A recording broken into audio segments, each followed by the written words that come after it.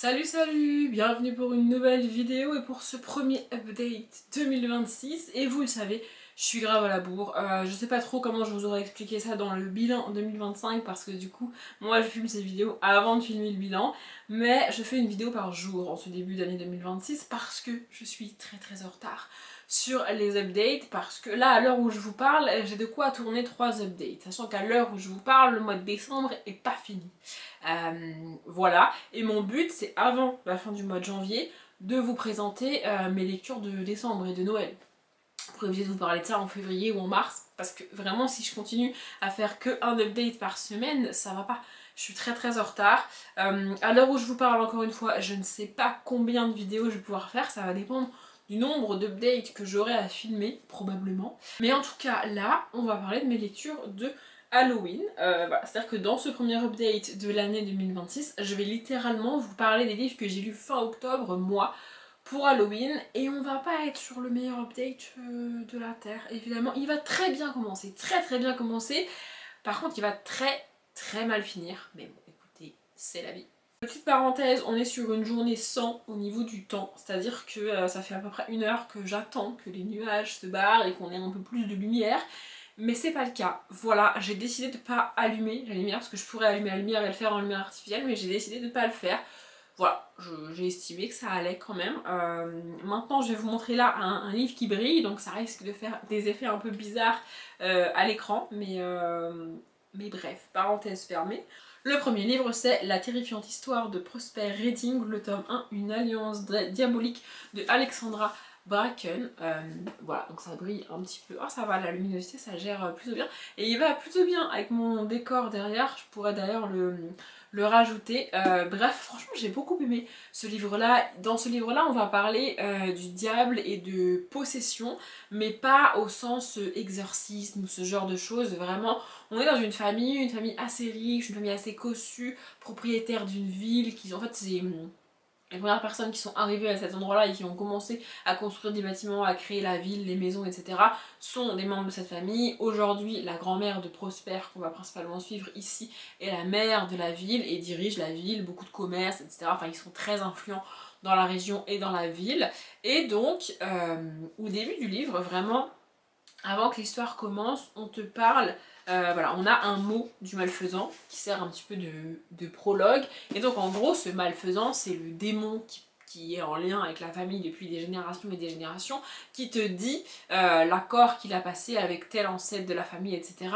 T'as pas non plus trop de détails et tout, mais en gros, tu sais qu'il y a une histoire d'accord avec un démon bizarre, tu vois. C'est pas le diable en personne, mais on est sur un démon quand même assez assez dark, j'ai envie de dire. Et donc, nous on va suivre Prosper. Prosper, il a une jumelle qui s'appelle, je sais plus comment, mais qu'on voit pas beaucoup dans le livre. Et au tout début, il me semble que c'est Halloween. Un truc comme ça, c'est la fête d'automne, c'est Halloween, un délire comme ça. Ça fait longtemps que j'ai lu ce livre hein, pour moi.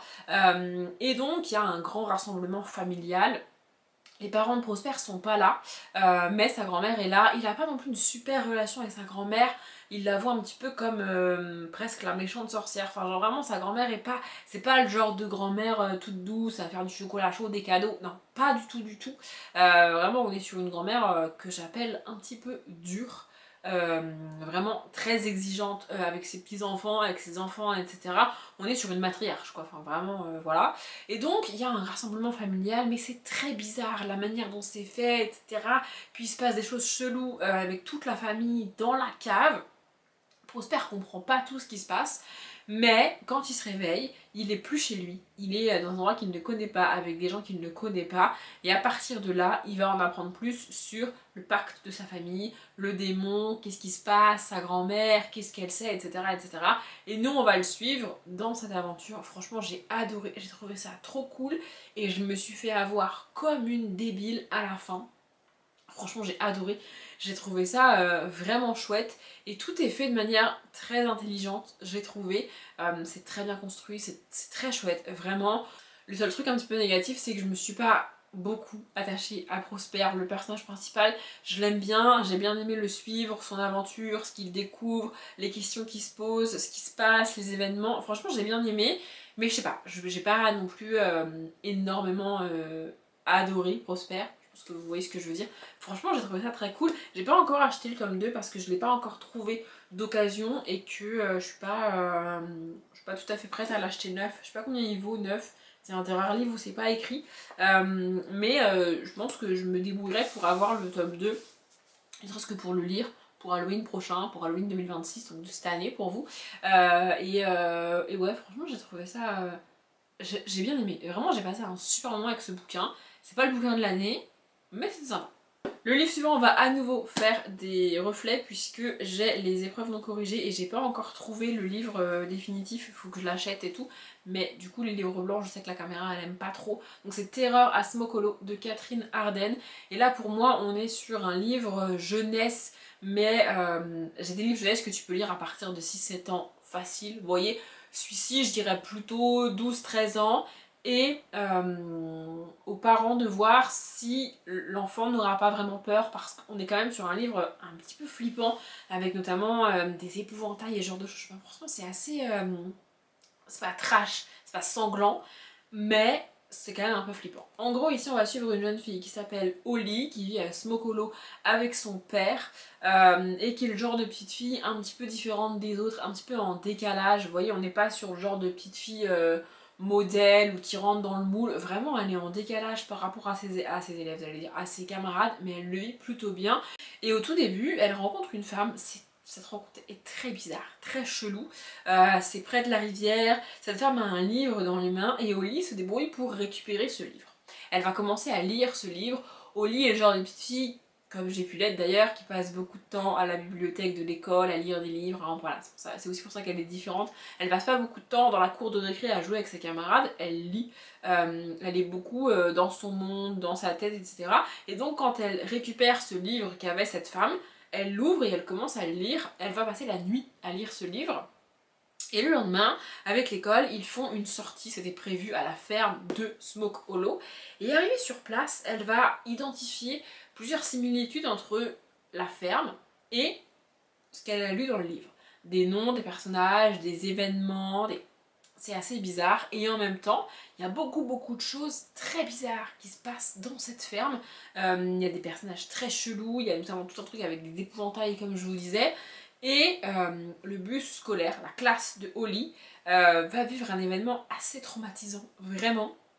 Et Holly va aller encore une fois à contre-courant de ses camarades. Ses camarades vont avoir tous la même réaction et elle, pas du tout. Et donc c'est elle qu'on suit, c'est elle qui mène le roman, hein. Vraiment c'est elle notre héroïne principale. Et donc tous les autres, on les suit pas, on sait pas ce qu'ils font, mais elle, on la suit vraiment dans son quotidien. Et franchement j'ai adoré, j'ai trouvé ça très cool. Je sais pas dans l'édition définitive s'il y a des choses aux antennes de chapitres, s'il y a des petites illustrations, ce genre de choses, j'espère, mais moi j'ai les épreuves non corrigées, je les ai achetées, hein, mais ce sont les épreuves non corrigées. Donc il faut que je les revende et que je les rachète et que je rachète les épreuves définitives parce que ça me plaît pas. Mais franchement, j'ai trouvé ça très bien fait, c'est très bien construit, c'est extrêmement intelligent. Vraiment, en fait, ce qui me fait dire que c'est extrêmement intelligent, c'est que c'est très flippant. Mais pas au même niveau pour un adulte et pour un enfant. C'est-à-dire que moi, j'ai pas flippé pour les mêmes raisons que les enfants de 12-13 ans vont flipper. C'est normal, mais en fait, si vous voulez, ce qui m'a fait peur à moi, les enfants le verront pas. Et ça, je trouve ça extrêmement intelligent, vraiment. Enfin franchement, j'ai passé un super moment et il me semble qu'il y a un tome 2 aussi de ce livre-là. Il faut absolument que je le trouve. Et encore une fois, comme pour le Prosper Reading, probablement que je le lirai à Halloween cette année, du coup, en 2026. C'est très bizarre pour moi de dire ça, parce que bref. Et ouais, franchement j'ai hâte. Je me tâte à peut-être le lire avant parce que j'ai peur d'avoir un peu oublié ce qui se passe ici si j'attends octobre réellement pour lire le tome 2. Mais voilà, si vous cherchez des lectures qui font un peu peur. Et ici on n'est pas vraiment à Halloween il me semble. Moi je l'ai lu à ce moment-là. On te parle des feuilles d'automne qui volent, etc. Mais pour une ambiance cocooning là en janvier ou en février, ça peut aussi le faire. Et là on entre dans la phase un peu sombre de cette update, vraiment mes 2 dernières lectures d'octobre que j'avais spécifiquement gardées pour les jours qui précèdent et pour Halloween, un échec total, vraiment. Le premier c'est La pire soirée de ta vie de Andy Roski Et alors déjà, j'ai pas du tout aimé les personnages. Vraiment, je les trouve extrêmement clichés et pas du tout attachants. Vraiment. Et au début, en tout cas, Andy, l'autrice, nous prend pour des débiles. C'est-à-dire que c'est censé être un livre où tu fais un choix, où tu fais des choix. Tu vas devoir faire des choix, mais feras-tu les bons? Sauf que les 3 ou 4 premiers choix que tu as à faire, ce ne sont pas des vrais choix. C'est-à-dire que, et je vais vous donner un exemple tout de suite, à la fin du... Donc en fait, pour ceux qui savent pas, tu lis pas le livre tout à fait dans l'ordre, donc tu commences par le 1 bien évidemment, et à la fin du premier chapitre, on te dit, je sais pas maintenant, je sais pas, là il me semble que c'est, on arrive devant le portail, là où la soirée doit avoir lieu, tu vois, et donc soit tu descends de la voiture et tu sonnes à l'interphone, soit t'appelles ton pote avec ton portable. C'est pas ça exactement les choix ici, mais vous voyez l'idée. Et donc en fait, selon ce que tu choisis, tu vas soit au chapitre 2, soit au chapitre 3, soit au chapitre 5, etc. etc. Vous voyez, donc t'es pas censé lire le livre dans l'ordre, sauf que là, à la fin du... C'est ça, voilà. À la fin du 1, tu as le choix entre le numéro 3 et le numéro 2. Donc voilà, si tu choisis le numéro 2, à la fin du 2, tu es obligé d'aller au 4. C'est pas fini. Donc déjà, t'as pas de choix. En fait, il y a des chapitres où t'as pas le choix, donc c'est chiant. Et si tu choisis le numéro 3, à la fin du 3, on te dit d'aller au numéro 2. Donc en fait, quoi qu'il arrive, tu finiras au numéro 2 et tu finiras au numéro 4. Donc en fait, tu ne choisis pas. Tu choisis, mais pas vraiment, puisqu'il y a des... Vous voyez? Alors que normalement, il est censé y avoir plusieurs scénarios, et t'es pas censé avoir des chapitres en commun, en fait. Enfin, je sais pas comment expliquer, et ça arrive plusieurs fois, hein. Là ça le fait avec le 2, le 3, le 4. À la fin du 7, tu vas au numéro 8, t'es obligé. Je tombe dessus par hasard, vous voyez. J'ai lu un petit peu des commentaires des gens qui disaient que ils avaient galéré à faire ça, mais genre là, je suis au niveau 38, il y a marqué contenu de ta lecture en 40. Donc tu choisis pas en fait. C'est pas censé, enfin ça me saoule vraiment de pas avoir le cas. Et il y a plein de fois où t'as pas le choix en fait. Tu dois faire réellement peut-être 2 ou 3 choix. Et le reste du temps, tu te laisses porter et tu choisis pas vraiment. Et ça me fatigue déjà. Donc, je suis pas attachée au personnage. J'ai pas trouvé l'ambiance que je voulais de ce château, de cette fête de Halloween. On est plutôt sur une bande de potes qui fait la fête pour Halloween, mais il n'y a pas ce côté pesant, ce côté flippant de Halloween. C'est plutôt des blagues entre potes, en tout cas de là où je me suis arrêtée. Je sais plus jusqu'où j'ai été parce que, bon bah du coup, comme... j'ai pas laissé mon marque-page, normalement je le laisse, mais là comme tu vas et tu viens dans le livre, je l'ai pas laissé, mais donc du coup j'ai pas trouvé cette ambiance de Halloween, de fantômes, etc., de vieux manoir que je voulais. Et tu fais un vrai choix une fois sur 3, voire une fois sur 4, parce que le reste du temps, soit tu choisis mais tu finis à l'endroit où elle a décidé au chapitre d'après, donc en fait t'as pas vraiment choisi, soit t'as carrément pas le choix et tu dois aller au chapitre où elle a décidé. Alors ça me saoule, vraiment ça me saoule. Après il y a des gens qui ont été au bout et qui ont dit qu'ils avaient galéré à trouver la vraie fin, mais en même temps c'est pas étonnant puisque une fois que tu as choisi entre le 2 et le 3, bah en gros ton tracé est déterminé. Tu peux plus revenir et réinverser puisque tu n'as plus de choix en fait. Vous voyez, je sais pas si vous voyez ce que je veux dire. Et du coup bah c'est pas le concept du bouquin. Normalement tu es censé pouvoir choisir quasiment à chaque étape, parfois revenir en arrière, etc. Tu es censé avoir le choix et là c'est pas le cas. Donc vraiment ça m'a saoulée. Donc, et puis aussi les personnages, vraiment je les trouve extrêmement clichés, extrêmement plats. J'ai pas aimé du tout. Donc j'ai arrêté.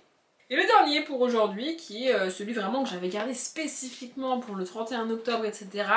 Un échec total. Donc c'est Léo et Lily, experts de l'invisible, tome 2, Opération Halloween. Ce livre-là, je l'avais repéré l'année dernière, au moment de Halloween. Et puis je m'étais rendu compte que c'était un tome 2 et que le tome 1 se passait à Noël. Donc j'ai acheté le tome 1 l'année dernière à Noël. Pardon, je m'étouffe. Donc je disais, j'ai acheté le tome 1 que j'ai lu l'année dernière, donc en 2024, quand j'ai dernière c'est 2024 à Noël. Et j'avais acheté pour 2025, du coup, le tome 2 pour le lire à Halloween. J'ai bien aimé le tome 1, mais le personnage principal masculin, donc Léo, me tapait clairement sur le système. Je l'ai trouvé insupportable. Mais franchement, je l'ai lu au mois de décembre, dans l'ambiance de Noël, avec le Père Noël et tout, c'était passé. Et je me suis dit, vas-y, go, avec Halloween, ça va être cool. Sauf qu'en fait, absolument pas. Dans ce tome 2, on suit donc Léo et Lily qui sont voisins et voisines, donc ils ont 11-12 ans, à peu près le même âge. Et ici ça se passe à Halloween. Léo se débrouille pour quitter la maison, rejoindre Lily. Ils ont prévu une petite soirée tous les deux, etc. Ils sont experts de l'invisible, donc ils mènent des petites enquêtes. Et déjà d'entrée, ils t'expliquent que depuis Noël dernier, ils n'ont pas foutu une seule enquête. Ils n'ont pas mené une seule enquête. T'es en mode, bah c'est un peu nul. Enfin, pourquoi avoir laissé autant de temps? Pourquoi ne pas avoir commencé par Halloween pour juste derrière faire Noël, vous voyez? Bref, passons. Et donc voilà, il part un petit peu à l'aventure avec Lily. Et il rencontre un petit fantôme qui vont tenter d'aider. Sauf que, et je me suis arrêtée à la page 103, qui est quand même quasiment la moitié du bouquin, il n'y a pas l'ambiance Halloween que je voulais. Il n'y a pas d'ambiance Halloween comme je le voulais, il n'y a pas de bonbons, il n'y a pas de fêtes, il n'y a pas de spooky, il n'y a pas de sorcière, il n'y a pas de fantôme réellement, il n'y a pas ce côté un peu flippant de Halloween, et franchement j'étais en mode mais... En fait, la même histoire, pas à Halloween, ça passe. Vraiment, il n'y a rien de Halloweenesque là-dedans. Et Léo est insupportable. Il passe son temps à critiquer sa pote Lily. C'est censé être sa meilleure pote, hein, qu'il adore, qu'il kiffe, avec qui il passe tout son temps, etc. Et il est en mode, oh là là, elle passe son temps à se plaindre. Pff, vous avez vu ce qu'elle a dit, mais c'est n'importe quoi. En fait, il est en mode, avec le lecteur ou la lectrice, il se moque de Lily, tu vois. Et moi, ça me dérange. Enfin, je veux dire, je suis en mode, mais c'est ta meilleure pote, pourquoi tu fais ça? C'est limite comme si, ouais, il se moque d'elle avec nous et il nous prend pour partie, comme si on était d'accord avec lui, tu vois. Alors que moi, je suis pas du tout d'accord avec lui.